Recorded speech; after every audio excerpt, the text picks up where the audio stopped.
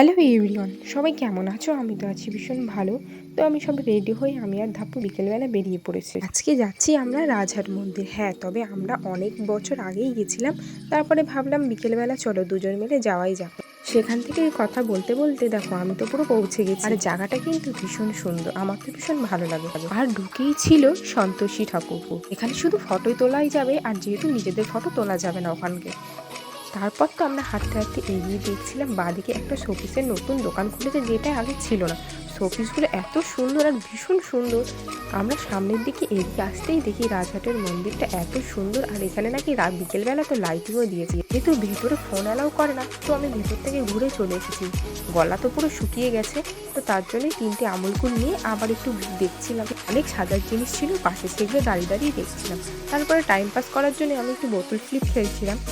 সেখানের ফুলগুলো যে এত সুন্দর, আমি তার জন্য একটু ভিডিও নিয়ে নিচ্ছিলাম। আমরা তো একটু বসে তারপরে আবার সামনের দিকে এগিয়ে দেখছি একটা শিব মন্দির। তবে শিবটাকে পুরো রাউন্ড করে ঘুরে এসে বাইরে বেরিয়ে দেখি একটা নারায়ণ ঠাকুর। তো আমাদের তো পুরো মন্দির দেখা কমপ্লিট হয়ে গেছে, আমাদের বেরোতে সন্ধে প্রায় হয়ে গেছে।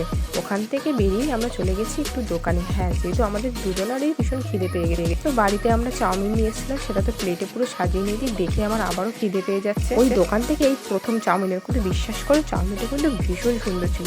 তো আজকের ভিডিও এইটুকুই, ফিরে আসবো নেক্সট ভিডিও। তো টাটা।